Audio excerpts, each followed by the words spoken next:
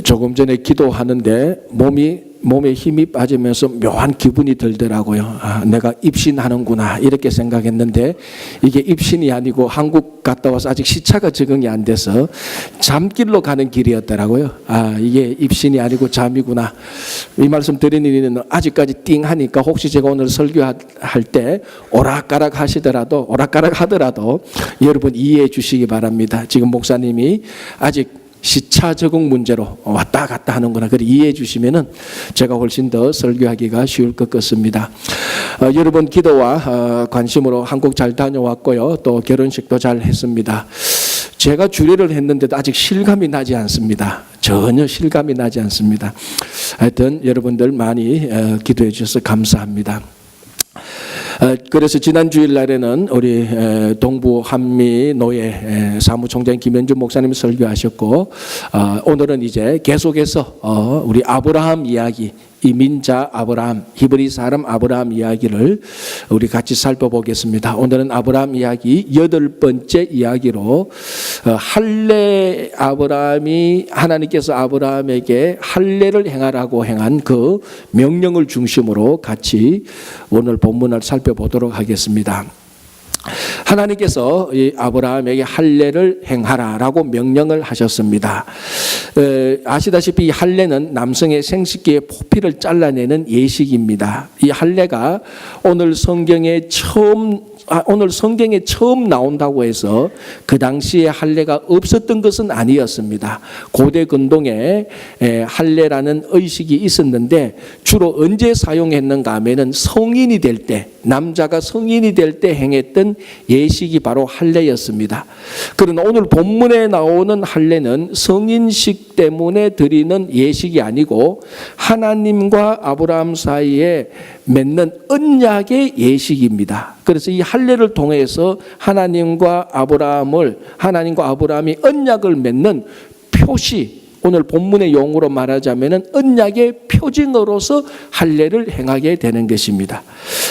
자, 여기서 이 표징 또는 표시라는 이 말을 다른 말로 우리가 바꾸어서 말하면 낙인이 됩니다. 낙인이 찍힌다 이런 말할 때 이 낙인이 바로 오늘 본문에 나오는 표시 또는 표징이란 말하고 똑같습니다. 예를 들어서 우리 소나 돼지와 같은 이 가축의 낙인을 찍습니다. 어떻게 하는가 하면은 쇠꼬챙이 이런 것에 그 불에 달구어서 짐승이나 가축의 엉덩이를 지지는 것이죠. 그러면은 그 짐승의 엉덩이 쪽에 그 표시가 난 것, 그걸 우리가 말해서 낙인이 찍혔다 이렇게 말합니다. 이 낙인은 짐승이나 가축에만 사용하는 것이 아니고 사람에게도 사용합니다. 예를 들어서 노예 같은 경우에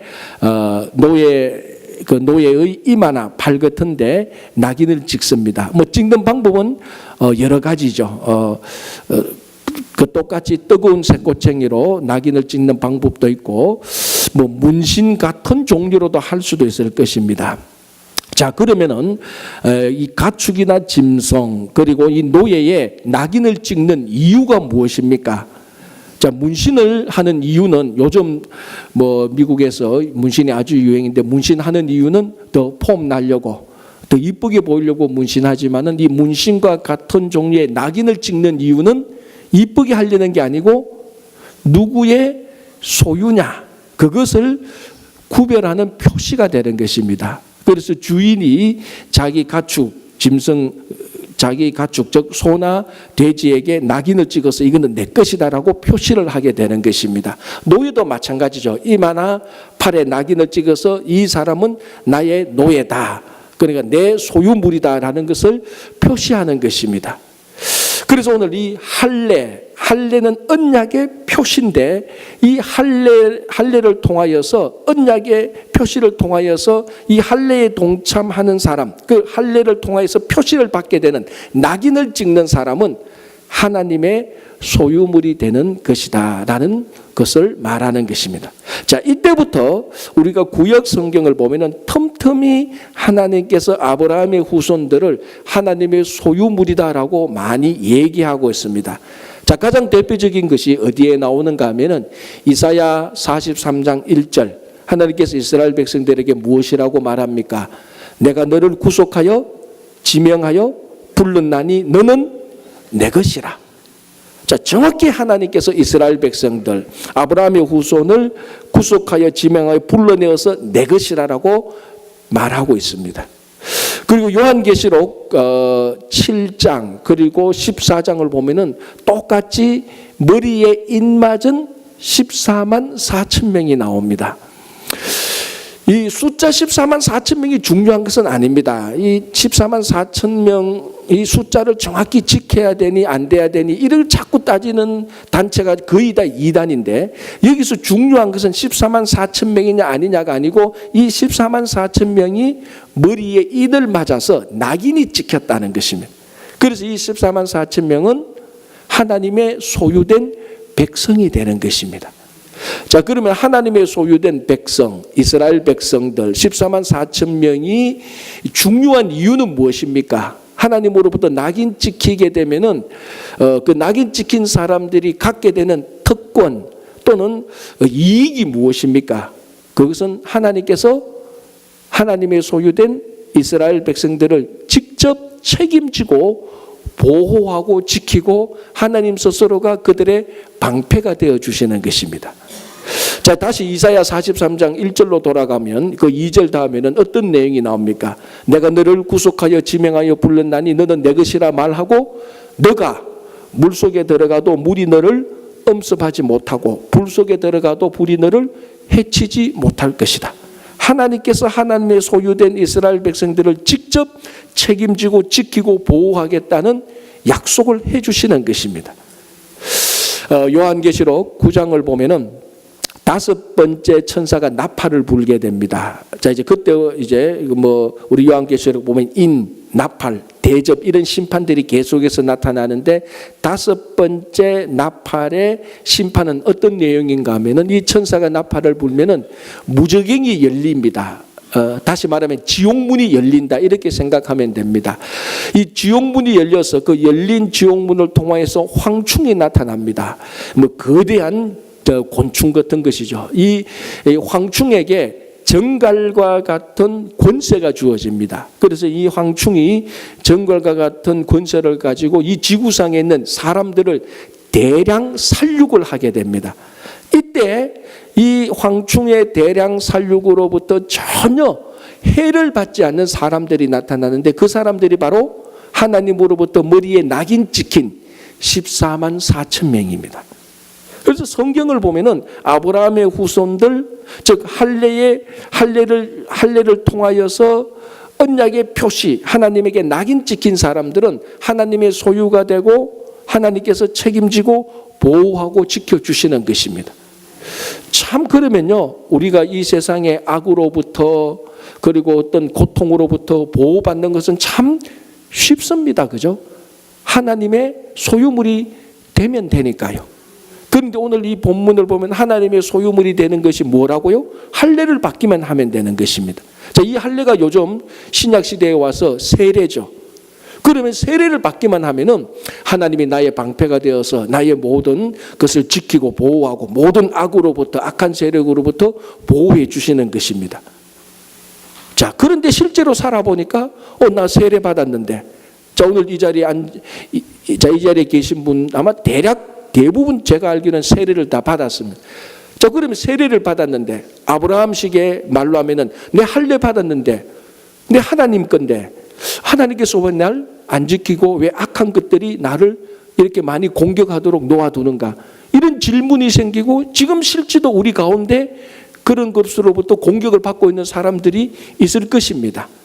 자, 여기서 중요한 것은 세례 또는 할례라는 형식 그 자체만 지켰다고 해서 자동적으로 우리가 악으로부터 보호받는 것이 아니라는 것입니다.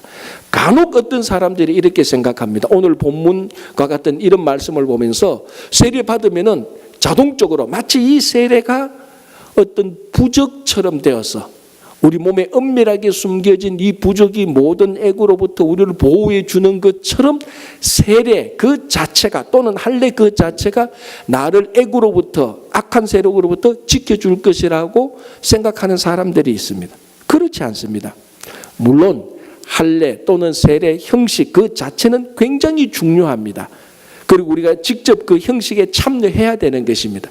그러나 더 중요한 것은, 형식보다 더 중요한 것은 할례 또는 세례 안에 담겨져 있는 그 의미, 그것을 우리가 찾아서 그 의미를 지켜야 되는 것이죠.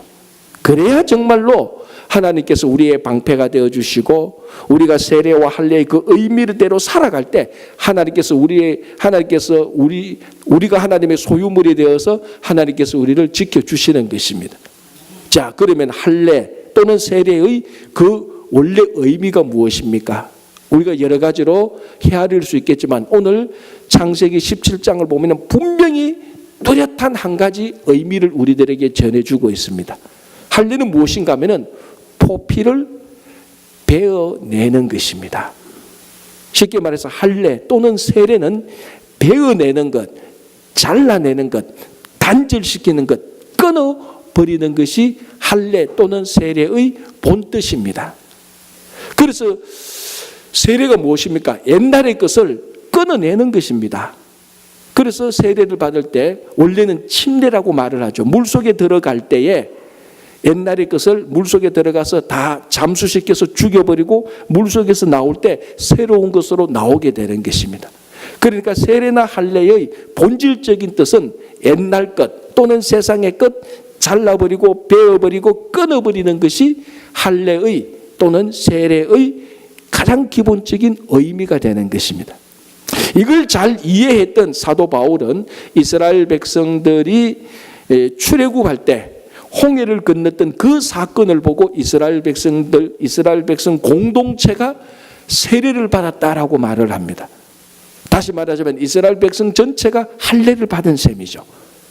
홍해를 건널 때 홍해 안에 들어와서 홍해를 건너고 홍해 밖으로 나가는 이 현상, 이 사건들, 이것이 이스라엘 백성들 전체가 홍해 안으로 들어와서 애굽의 것을 다 잘라버리고 홍해 밖으로 나왔을 때 이 홍해물이 다시 합쳐져서 이스라엘 백성들이 다시는 애굽으로 돌아가지 못합니다. 그래서 자동적으로 애굽의 것 또는 세상의 것 또는 옛날의 것이 단절되어져 버렸습니다. 자동적으로 애굽의 생활, 세상의 생활이 되어져 버렸습니다.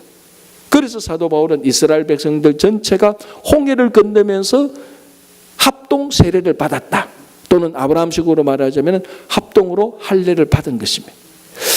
여러분, 우리가 출애굽기, 레위기, 민수기, 신명기까지 보면은 이스라엘 백성들이 애굽에서 광야 생활했던 모습들이 많이 나타납니다. 여러분 한번 자세히 보십시오. 이스라엘 백성들이 광야 생활할 때 많은 문제들이 있는데 그 많은 문제의 중요한 이유 중에 하나가 무엇인가 하면은 홍해를 건넜음에도 불구하고 이스라엘 백성들이 애굽의 것을 잘라내지 못하고 그것을 가지고 있을 때 늘 문제가 터집니다. 대표적으로 홍해를 건넜음에도 불구하고 이스라엘 백성들은 자기 속에 있었던 애굽의 고기를 베어내지 못합니다. 그래서 조금이라도 목이 마르거나 조금이라도 배가 고프면은 애굽에서 먹던 고기, 애굽에서 살던 삶이 또 확 살아나서 그걸 잘라버리지 못하고 그래서 또 문제가 되는 경우가 허다합니다. 우리 삶도 그렇죠. 애굽의 것, 세상의 것을 잘라버리지 못할 때 문제가 늘 생깁니다. 사실 아브라함이 이 할례를 통해서 잘라버려야 했던 것은 갈대아 우르에서 살던 삶의 모든 것입니다. 아브라함은 그것을 할례를 통하여서 포피를 자르듯이 베어내듯이 갈대아 우르에서 살던 삶을 베어내야 되는 것입니다. 우리 기독교의 유명한 영성가 가운데 마이스터 에크하르트라는 사람이 이렇게 말합니다. 우리가 하나님께 도달하는 과정은 우리 영혼에 이것저것들을 붙여서 도달하는 것이 아니고 우리 영혼에 붙어 있는 것들을 드러냄으로 말미암아 하나님께 도달한다, 이렇게 말을 합니다. 가장 정확한 표현이죠. 어떤 사람들은 우리 영혼에 이런 것 저런 것 덕지 붙여서 하나님께 도달한다고 생각하는데 사실은 그 반대입니다. 지금 우리 영혼에 붙어있는 세상적인 것, 육신적인 것들을 드러냄으로 말미암아 하나님께 도달하게 되는 것이죠. 베어버리는 것, 잘라냄으로 말미암아 세상의 것, 애굽의 것, 갈대아 우르의 것을 잘라버림으로 말미암아 우리가 하나님께 도달하게 되는 것입니다. 요즘 우리가 살고 있는 시대는 분명히 지식 정보화 시대입니다. 이 지식 정보화 시대가 한 20년 좀 더 보면은 3, 40년 전부터 우리가 지식 정보화 시대로 들어오게 된 것이고, 지금은 누가 뭐래도 지식 정보화 시대죠. 이 한국에서 지식 정보화 시대로 막 돌입하게 될 때 그 당시에 정보 쪽에 아주 유명한 그 전문가가 이런 말을 했습니다. 우리가 앞으로 우리에게 다가올 지식 정보화 시대에 생존할 수 있는 것은 많은 정보들을 수집하고 잘 관리하는 것이 아니라 이 정보를 없앨 수 있는 능력에 달려 있다, 이렇게 말을 했습니다. 무슨 말인가 하면은 우리가 이 지식 정보 시대에 대해서 이 지식 정보 시대에 생존하고 승리하는 것은 많은 정보들을 잘 가지고 잘 이렇게 분류하고 다독거려서 사용하는 것이 아니고, 우리에게 있는 앞으로 닥치는 엄청난 이 정보를 잘 판단해서 필요 없는 것들을 얼마나 잘 잘라내느냐, 잘 베어내느냐에 달려 있다는 것입니다. 이 말이 무슨 말인가 하면은 앞으로 우리 시대에 엄청나게 많은 지식 정보가 닥쳐질 것인데, 이 필요 없는 것들을 잘 잘라고 잘 베어내야 진짜 필요한 것들만 남아있게 된다는 것입니다. 이번에 교회 이전을 하면서 그리고 제 당회장실 이전을 하면서 제가 한 가지 깨달은 것이 있습니다. 이전을 하면서 제 방에 있는 책을 내는데, 우리 중고등부 학생들이 그 책을 이제 보면서 자기 집에 있는 책보다는 많거든요. 그러니까 하는 말이, 목사님 이 책 다 읽었어요 라고 말을 할 때 제가 늘 말합니다. 책은 다 읽으려고 사는 게 아니야. 안 읽었어. 솔직히 고백하는데 지금 제 방에 있는 책 10분의 1도 읽지 못했죠. 10분의 1은 무슨 10분의 1입니까? 50분의 1도 읽지 못했습니다. 그러면서 제가 딱 드는 생각이 뭔가 하면은, 그렇구나. 나도 내 방에 있는 책을 좀 없애야 되겠다. 그래서 책을 보니까요, 20년도 더 되는 책인데 한 페이지도 안 읽은 책이 수두룩합니다. 그 책 없애야 됩니다. 그래야 진짜 필요한 책만 남죠. 그죠? 그래야 필요한 책만 보고 진짜 필요한 것들만 제가 섭취하게 됩니다. 그래서 제가 그 책을 없앴겠습니까? 안 없앴겠습니까? 잘 아시네요. 왜 버리지 못했습니까? 가만히 보니까 버리고 나니까 장식할 게 없더라고요. 내 방에 장식용이라도 이 책을 좀 갖다 놓자. 그래서 저는 압니다. 책 딱 보면은 요거는 장식용인데 내가 안 볼 책, 요거는 진짜 내가 봐야 될 책.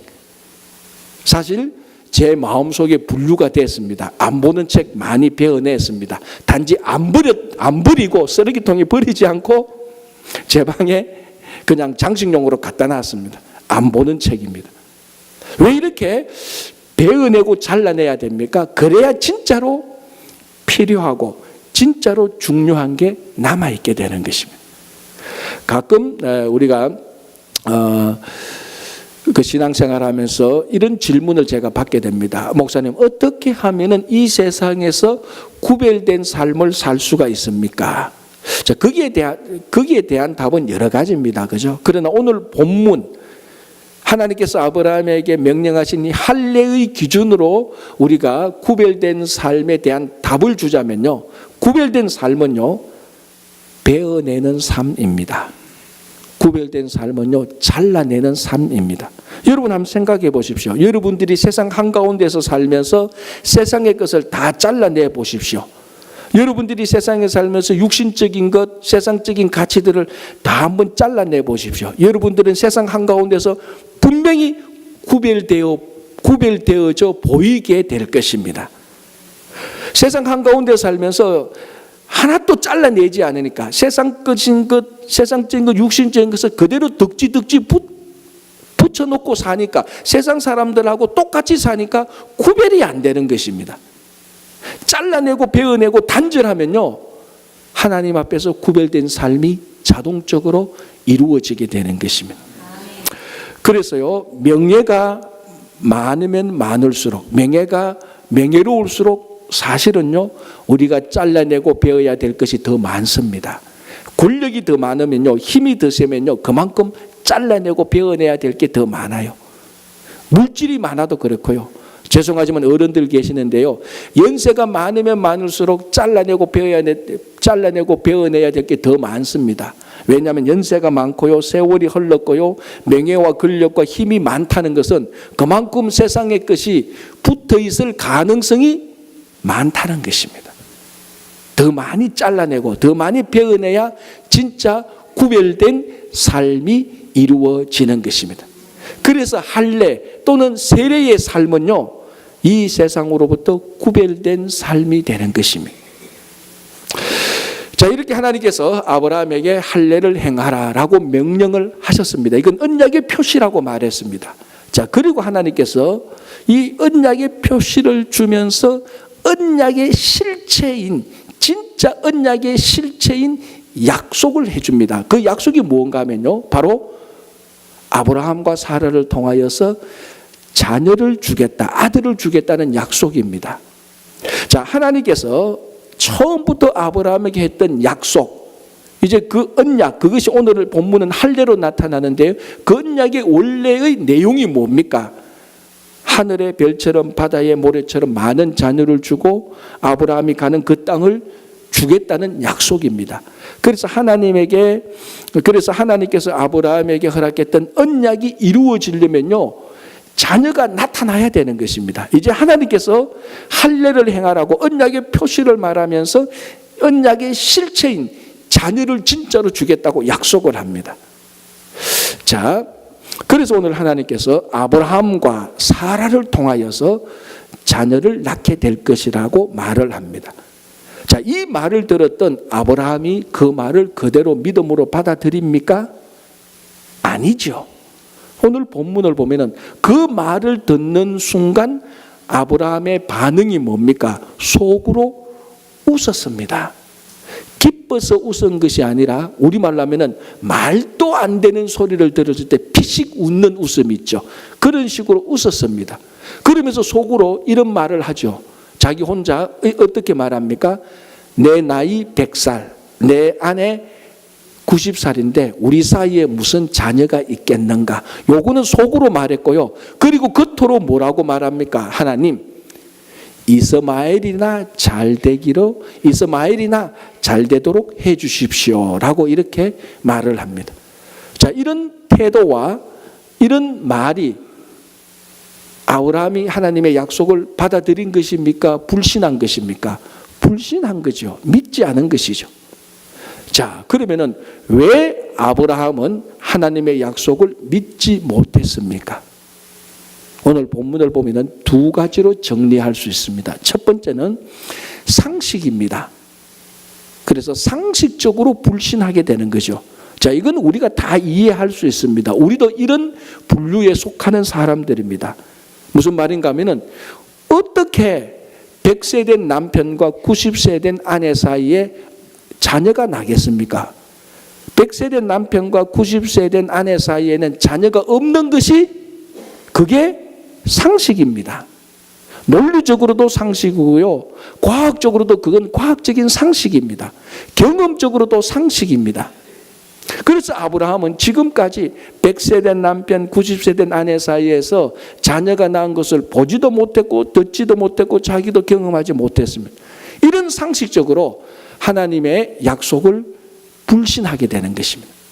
자, 두 번째 이유는요, 사실은 이게 더 중요한데요, 이스마엘 때문입니다. 왜? 이미 아브라함에게는 하갈과 자기를 통해서, 사라는 아니었지만 어쨌거나 하갈과 자기 몸을 통해서 낳은 자녀 이스마엘이 있습니다. 그리고 아브라함은요, 본문 앞뒤로 보면은 이 이스마엘이 자기의 후사, 자기의 상속인이라고 생각하고 있었습니다. 그래서 오늘 보십시오. 하나님께서 아브라함과 사라 사이에 자녀를 주겠다고 말하니까 아브라함은 하나님의 약속을 벌로 듣습니다. 귀를 솔깃해서 듣는 게 아니고 피식 웃습니다. 왜? 상식적인 불신도 있지만 더 중요한 건 뭡니까? 이미 자기에게는 이스마엘이 있거든요. 우리말로 하면 뭡니까? 아쉬운 게 덜합니다. 정말 자녀가 없었더라면 하나님께서 했던 100세와 90세 된 그 부부 사이에 자녀를 주겠다라고 말을 했더라면, 정말 이스마엘이 없었더라면 아브라함은 거기에 기가 솔깃해졌을 것입니다. 그리고 혹시나 주실 수 있지 않겠느냐라고 가능성이라도 타진했을 것입니다. 그런데 오늘 본문을 보십시오.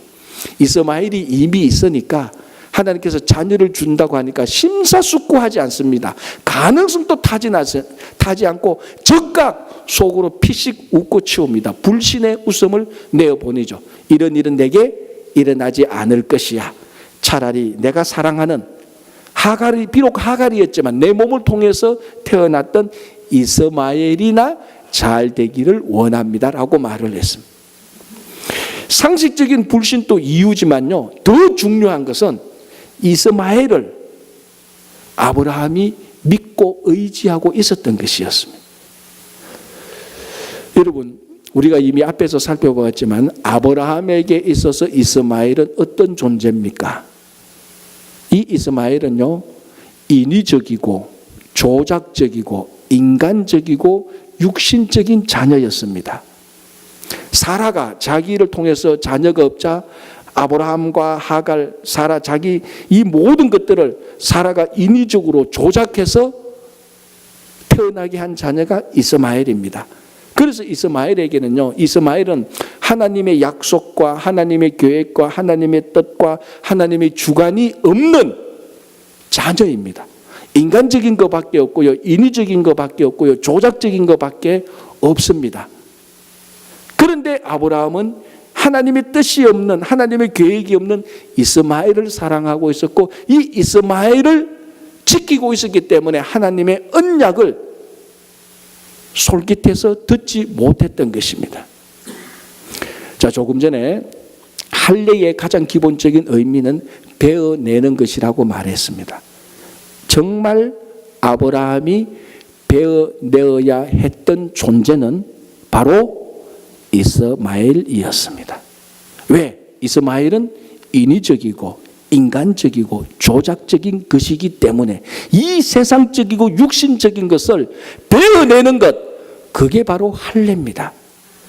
그런데 지금 아브라함은 이스마엘을 베어내기는커녕 이 이스마엘을, 인간적이고 조작적이고 인위적인 하나님의 뜻이 없는 이 이스마엘을 베어내기는커녕 철저히 믿고 의지하고 자기의 후사라고 생각하고 있었습니다.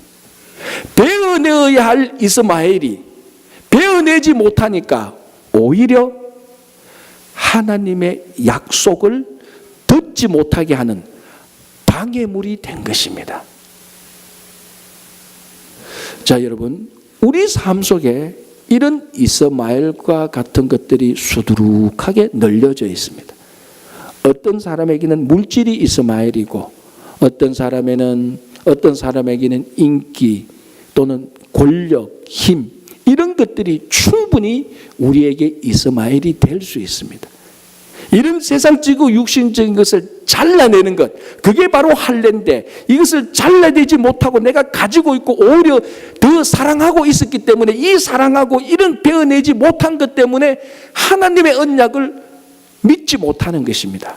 하나님의 언약을 받아들이는데 오히려 방해가 되고 있습니다. 오늘 본문을 보면요, 더 가관인 것은요, 이 이스마엘을 아브라함은 하나님께 인정해 달라고 말합니다. 아니, 축복해 달라고 말합니다. 뭐라고 말합니까? 이스마엘이나 하나님 앞에서 잘 살고 축복받기를 원합니다. 그런 말입니다. 잘라내어야 될, 베어내어야 될 이스마엘을 아브라함은 하나님께 와서 인정해 달라고 말하고 축복해 달라고 말합니다. 얼마나 모순입니까? 사실은 기도할 때 내 기도를 가만히 들어본 이런 기도가 많이 있습니다. 야, 이거는 내가 잘라내고 버려야 될 것인데, 베어내야 될 것인데 내가 지금 하나님께 떼쓰고 있구나. 하나님께 여기 축복해 달라고 말하고 있구나. 전혀 하나님의 뜻이 없는데, 내 인위적이고 내 인간적인 뜻, 내 계획밖에 없는데 하나님 이거 인정해 주십시오. 하나님 여기 복 주셔야 됩니다. 그런 기도를 하고 있는 내 자신의 모습을 발견할 때가 참 많았습니다. 여러분, 할례는, 세례는 베어내고 잘라내는 것입니다. 우리 안에, 우리 가정과 우리 개개인 안에, 혹시나 또 우리 교회 안에 있는 인간적이고 사람들이 조작하는 것은 베어내시기 바랍니다. 그게 세례고, 그때 구별된 가정, 구별된 성도, 구별된 교회가 되는 것입니다. 자, 아브라함이 하나님께 이 이스마엘이나 잘되게 해 주십시오라고 말할 때 하나님께서 그 말을 듣습니까? 그 대신에 하나님께서 아브라함과 사라를 통해서 자녀를 주겠다고 약속을 하고, 그 약속이 확실하다는 표시로 그 자녀의 이름까지도 미리 정해 줍니다. 이게 바로 성경에 나타난 최초의 수태고지와 그 최초의 하나님께서 장명에서 태어날 아기의 이름을 처음으로 지어지는 경우인데요. 그 이름이 무엇입니까? 그 이름이 바로 이삭입니다. 근데 참 아이러니한 것은요, 하나님께서 이 태어날 아이에게 이삭이라고 말했던 것은 방금 속으로 피식 웃었던 아브라함의 그 불신의 웃음, 그 불신의 마음을 정면으로 강타하는 것하고 마찬가지입니다. 왜 그런 줄 아십니까? 이삭이라는 이름 뜻이 웃음입니다. 자, 지금 아브라함은 웃었습니다. 하나님의 약속을 듣고 피식하고 웃었습니다. 불신의 웃음을 보냈고 조소했습니다. 그런데 아브라함의 불신의 웃음, 조소 위에 하나님은 이삭을 덧입, 오브랩 시켜줍니다. 올려놓습니다. 이삭이 뭡니까? 진짜 웃음입니다. 이 이삭은 정말로 기뻐서 나오는 웃음입니다.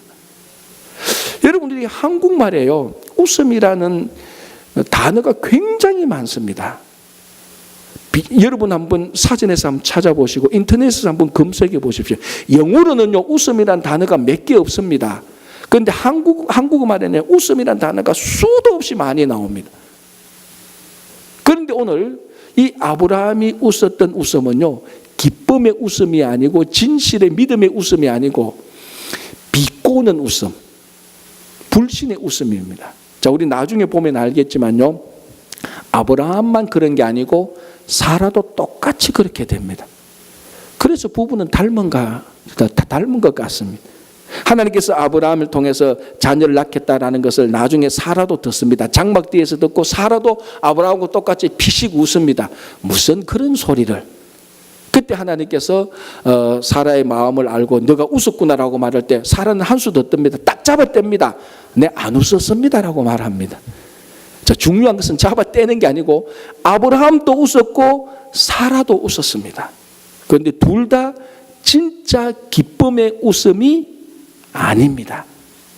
하늘의 기쁨의 웃음이 아닙니다. 신앙의 기쁨의 웃음이 아니고 불신의 웃음, 하나님의 언약을 믿지 못하는, 그것을 오히려 비꼬는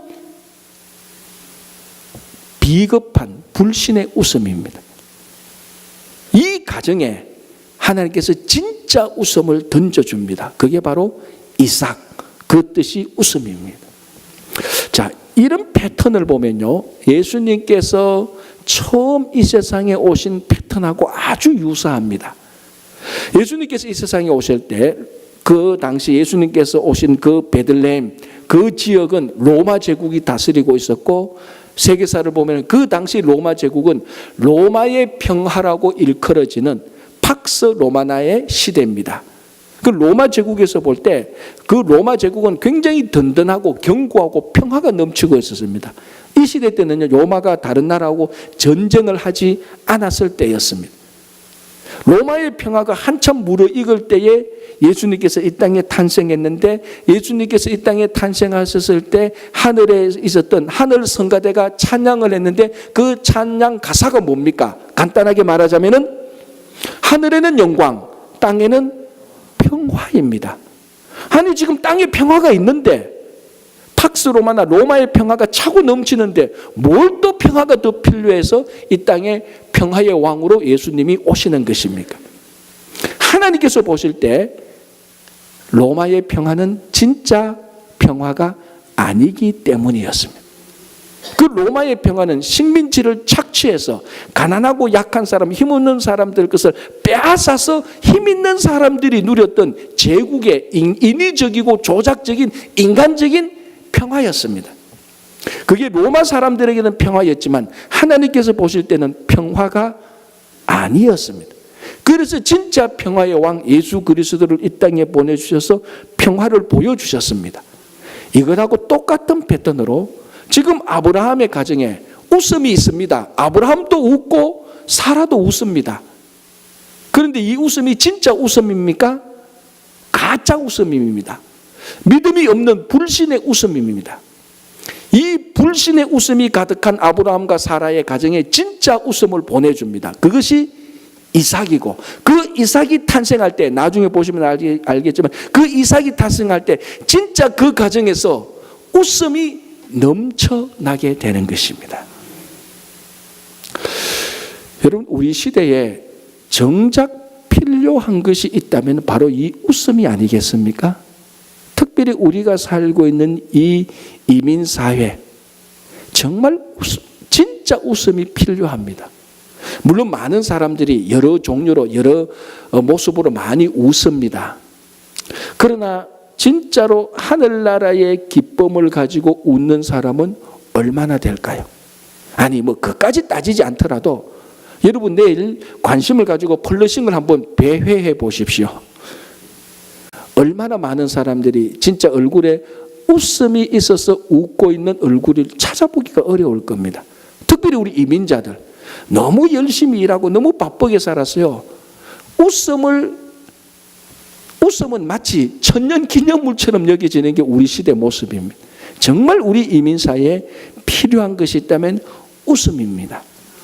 조소, 불신의 웃음 이런 게 아니고 진짜로 기뻐서, 세상적인 기쁨이 아니고 하늘의 기쁨을 누리고 있어서 웃는 그 웃음, 그게 진짜로 우리에게 필요한 것입니다. 이게 참 신기한 게요. 과학적으로 봐도요, 웃음은 진짜로 필요한 것입니다. 제가 이 자료를 찾아보니까요, 이 웃으면요, 우리 안에 면역 체계가 형성되고요, 이게 항체가 생겨서 몸 자체가 저항력이 강해진다고 합니다. 그리고 이게 웃으면요, 여러분 뭐 다 아시겠지만 웃으면 뭐가 발생합니까? 예, 그렇죠. 엔돌핀이 발생해서 고통을 줄여주고요. 웃으면요, 혈액이 잘 순환되어서 심장 마비를 미리 예방할 수 있대요. 그래도 별로 귀가 솔깃 안 해지는데 진짜 솔깃해지는 얘기가 하나 있습니다. 웃으면요, 다이어트도 된대요. 진짜로요. 제가 찾아봤어요. 근데 어떻게 되는가 알아보니까요, 하루에 10분 내지 15분만 진짜 웃으면 40kcal 빠진대요. 뭐 다이어트 간단하더라고요. 그냥 웃으면 되는 거예요.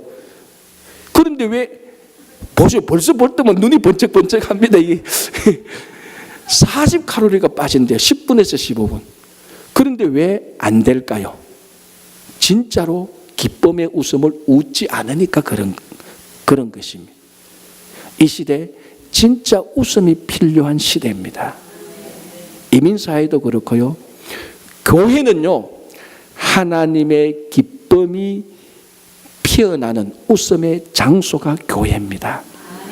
그래서 우리 성도가 진짜로 웃을 때, 아브라함의 웃음, 사라의 웃음이 아닌 이삭의 웃음을 웃을 때에 교회로부터 기쁨이, 웃음이 이 세상으로 번져 나가게 되는 것입니다. 그런데 요즘은 교회가 웃기는 곳이 되어버렸습니다. 싸우고 갈등하고 세상의 빛과 소금이 되지 못할 때 세상 사람들은 웃기고 있네 이렇게 말하죠. 우리는 세상 사람들로부터 웃기고 있네 그런 소리를 듣는 게 아니고 저곳에서는 웃음이 있다라는 소리를 들어야 되는 것입니다. 예수 그리스도께서 이 땅에 하늘의 기쁨을 우리들에게 전해 주셨습니다.